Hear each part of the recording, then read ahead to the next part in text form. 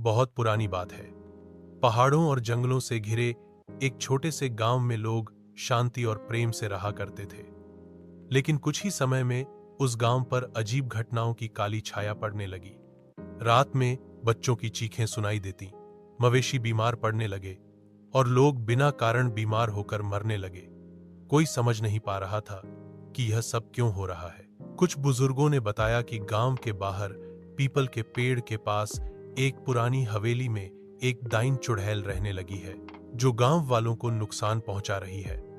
पहले तो लोगों ने इस बात को अफवाह माना, लेकिन धीरे धीरे हालात इतने बिगड़ गए कि सभी को यकीन हो गया कि गांव में सचमुच कोई दुष्ट आत्मा है।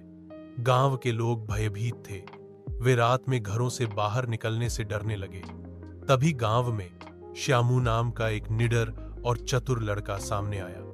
वह करीब 17 साल का था, लेकिन अपने साहस और समझदारी में बड़ों से कम नहीं था। श्यामू ने ठान लिया कि वह इस रहस्य को सुलझाएगा। श्यामू ने कई रातों तक छिपकर उस हवेली के पास निगरानी की। एक अमावस्या की रात उसने देखा कि एक भयंकर आकृति वाली डाइन एक पुराने तांत्रिक ग्रंथ से मंत्र पढ़ रही थी। पास में एक काला घड़ा, इंसानी हड्डियां और खून से भरी कटोरी रखी थी। श्यामू ने समझ लिया कि यही जादुई किताब उसकी शक्ति का स्रोत है। अगले दिन वह गांव के पंडित जी के पास गया और सारी बात बताई। पंडित ने कहा, उस किताब को जलाना होगा, तभी डाइन की शक्ति खत्म होगी, लेकिन ऐसा करने में बहुत खतरा है।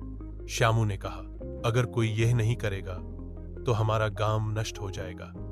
मैं तैयार हूं। अगली अमावस्या की रात श्यामू ने साहस दिखाया। वह चुपके से हवेली में घुसा और जय